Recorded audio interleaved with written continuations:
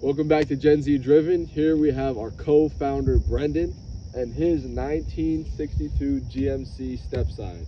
Very excited to do this video for you guys. We've got an absolutely beautiful location as well. Gen Z Driven has a two-part purpose. The first is to showcase awesome cars, awesome enthusiast cars. It doesn't have to be just classics, and that's all we've done so far, but we definitely have some newer cars lined up. And the second purpose is to inspire people in our generation, in Gen Z, to take pride in their work, to build something of their own, to maybe get into one of these cars and become a car enthusiast for themselves and see all the rewarding sides of it. So this is Brendan. We're gonna let him introduce himself and tell you all about his truck and a little story behind it. Life could be a dream, life could be a dream. Life could be a dream. If I could take you up in paradise up above, if you would tell me I'm the only one that you love. Life could be a dream, sweetheart. So hey guys, my name is Brendan. This is my 1962 GMC, as Sean introduced here. So this truck was my dream truck since I was about 7 years old. Picked it up first year of COVID 2020. Was looking for something fun to do. Happened to come across this, and it's just been fun ever since. So my dad and I, we drove up to Massachusetts in the Cape Cod area, happened to pick up the truck. We had probably looked at close to 100 C10s before finding a GMC, which we didn't really realize that they made a consumer or passenger sized truck. We thought they made mostly commercial trucks, which technically this truck is, but on a passenger scale. So it was used as a farm truck out in New Mexico for the first many years of its life before it happened to fall in the hands of an owner in Marion, Kentucky, which from there he got it running, kind of drove it around on his farm, then happened to sell it a few years later. And you guys picked it up? I picked it up after it went through an auction site at Florida, happened to end up in South Carolina, and then all the way up in the Cape. So here it is today, and we'll show you some more of it. Absolutely. So we're gonna start in the same way that we do with every other car review. We'll do the exterior first, then we're gonna do the engine, we'll show you the interior, then we're gonna go for a drive. So first thing about this exterior, the first thing that I definitely noticed is this wheel sitting up here on the side.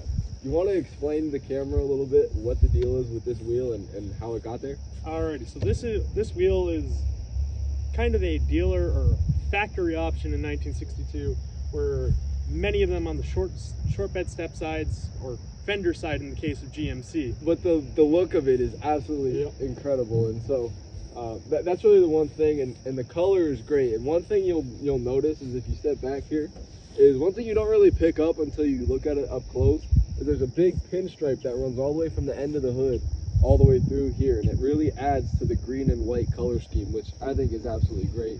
Also on the front, so as you can obviously see, the front of the truck has a whole white grille on the front, which is really neat. So the color scheme is one of the coolest things about this truck. One thing that we'll get to is this V6 badge here that's shining here in the sun. This is one of the biggest V6 engines probably that you'll ever come across. It's a 305 V6, so we'll get into that in a second when we get to the engine. So another thing, he's got the original lights on here. Is everything else original on the car? Mostly original. So the only things that aren't original are some stuff under the hood. The wheels, possibly not original. I was told that you could possibly get a package from the dealer, which would be called the Rally Wagon package, which would include that industrial diamond plate bumper, which we saw in the back, which we'll show you more in depth once we get back there. But they were called wagon wheels. So usually you'd see steelies on these trucks, which is just what the spare tire is, with a hubcap that would have the GMC logo in a white hubcap with orange background with white lettering on it. And that's how most of the trucks came from factory. So these tires are not the original style of tires. They're obviously the original size, and it would have looked like that. But the original style tires, the exact ones, they weren't really that good, right? They weren't that good. Yeah, they're compared to modern technology, which even though these are 5-10-year-old style compound, not 5-10-year-old tires, of course, as that would be dangerous to drive on. Compounds, even from 2015 to now, have vastly advanced. So yeah, but these windows here, they actually move in and out. so you can get a little bit of airflow going through the cabin. There's also some vents inside that we'll show you. We'll go ahead and move the camera around to the back and show you what's on the back of the truck bed here. So one thing that's really neat about this particular truck is there's a wood bed. Yeah. All right, so the original wood in this bed is long gone. Somebody replaced it about 7 to 10 years ago, from my understanding. And then when it happened to pass through South Carolina for about 2-3 years, that owner left it outside to let the varnish degrade. So when I got it, the wood was grayed, varnish gone, stain gone. So I took about 40 hours to resand down the wood, fill any cracks that were in the bed. You can actually see one slightly there that used to be very noticeable. And this is what he was talking about earlier with, what is it called, diamond bed? This is a diamond plate bumper factory. I'm not sure on the thickness. It feels like either 3/8 to 1/4 inch or 1/4 inch diamond plate steel on there. So very thick. As you can see, I have a feeling whatever it backed into there or hit there lost compared to this bumper. On your fleet side trucks, the trucks that you normally see driving around, similar to today's bed style, where you would just have fender sides, no flares really, just a little bump outs, nothing compared to this. You would have a different logo here, which would just be GMC, and would have a white border all the way around. So in my opinion, this looks much better. Most trucks nowadays obviously have like the hydraulics and stuff. These right here, you just lift them on out. I'm trying to struggle with one hand. There we go. Cool. Lift it out, and it just rests down like that. Now, one thing that you won't realize with this truck on camera, how long the truck really is. I'm gonna go ahead and put the camera back on the stand. Now the camera's back on the stand. Brendan is 6'4", and he's sitting there. I'm about to lay down. I'm also 6'4", and I'm gonna lay down next to the truck so you guys can see how long it actually is. What do you think it is? 22 feet? It's roughly 19 and a half, 20 feet. 19 and a half feet. So my wingspan is about 6 feet, or probably what, 6'5" or so, and I barely even reach like half the truck. Like if I stood at the end of the truck, I mean, this thing is massive. It just goes forever. It's like you wouldn't know it sitting inside driving it, but you know, this is was this a long bed? Yes, this is the long bed. This is the 8-foot step side or fender side for the GMC. The longest bed size you could get with the GMC or the Chevrolet was a 9-foot bed, where you have these posts here. You would actually have an extra one welded on there for the support of the bed. And it just, the proportions of the truck just makes it way cooler too. Obviously the last thing is we have this pinstriping here. All right, so these fenders come out, you can actually stand on them. This truck has no rust at all, which is incredible for a truck from 1962. We're gonna go ahead and have Brendan lift the hood up and we'll show you guys the engine. So this is a 305 cubic inch V6. That's only 6 cylinders. It's the size of most 8-cylinder engines nowadays. This is like super simple. In a modern engine bay, like you wouldn't even be able to go like that, and there's so much space in here. It literally echoes. Yes, when you speak, it echoes. That's how much space are in these old cars. So you have your radiator here, goes into your water pump to make sure that, you know, your engine doesn't overheat, blow up. This is your air, goes in here. Gas obviously goes in there too. And then this is your exhaust pipes.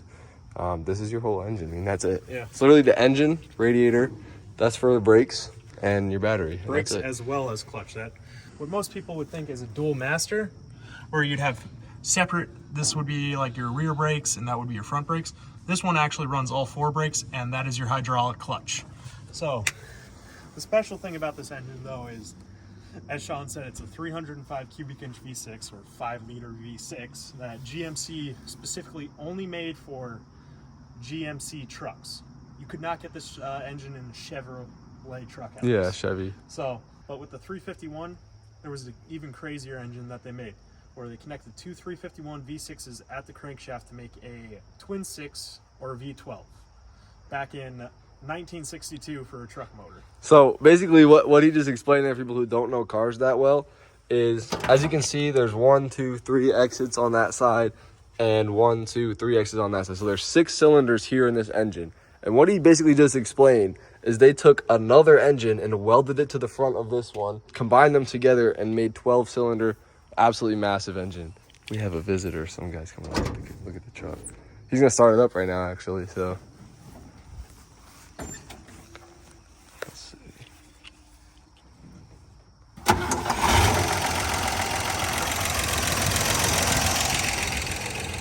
Obviously, all emissions compliance and everything.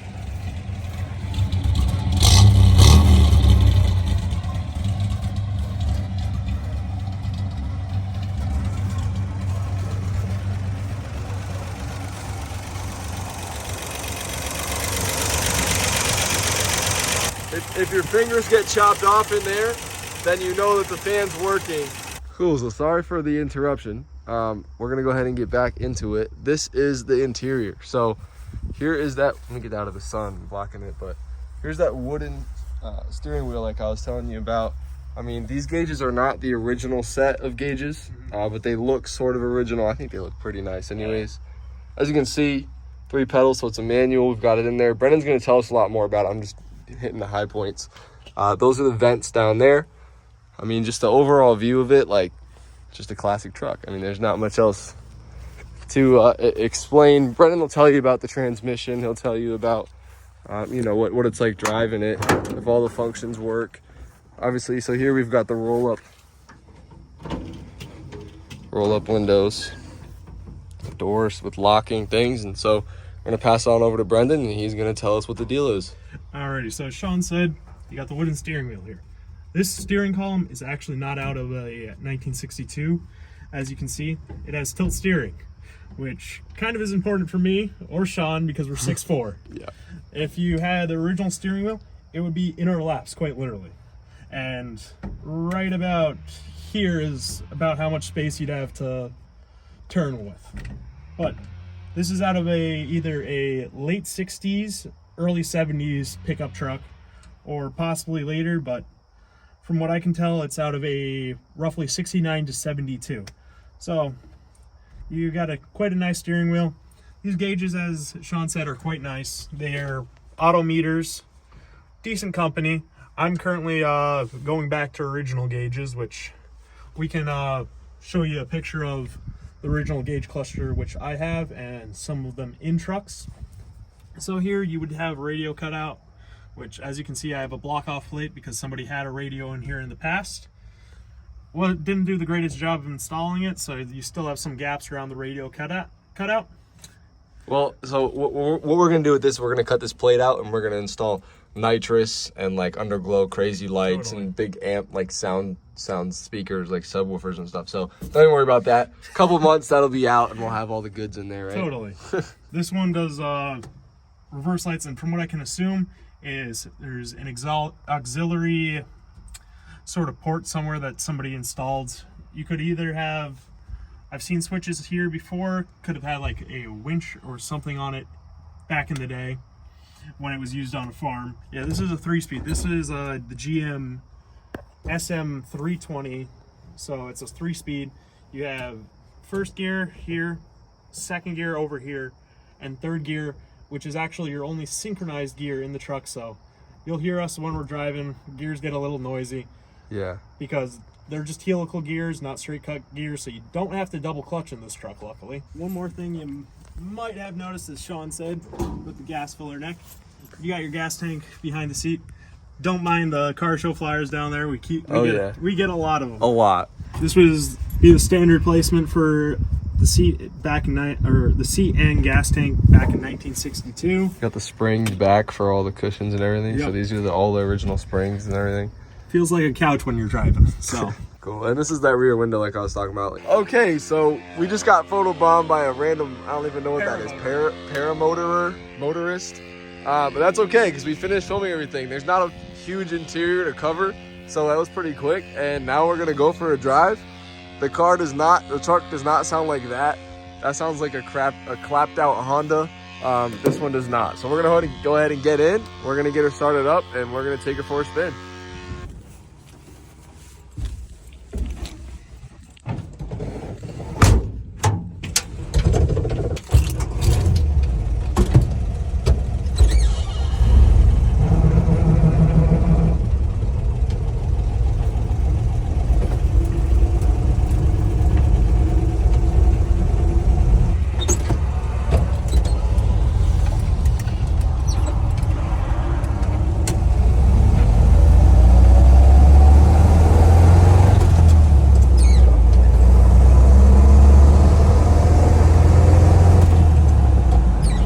The first thing I noticed about this truck riding in it is how massive this front windshield is.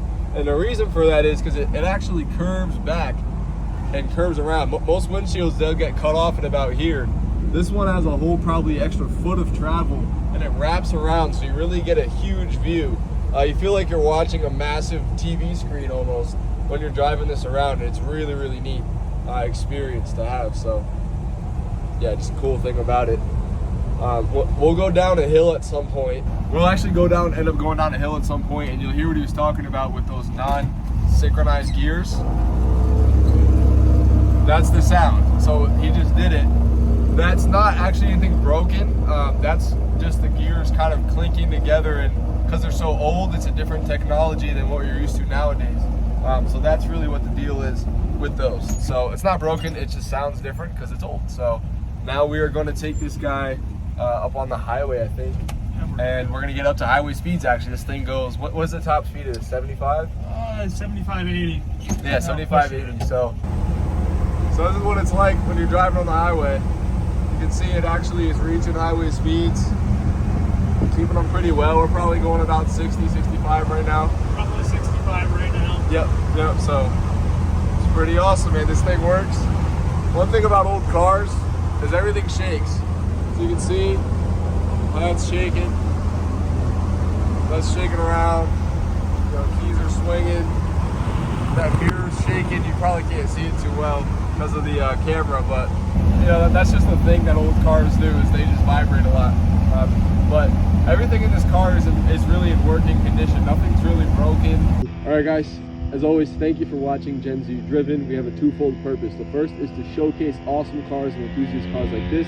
The second is to inspire some people in our generation, Gen Z, to take pride in their work, build something that they're really proud of, and start to explore the world of being a car enthusiast.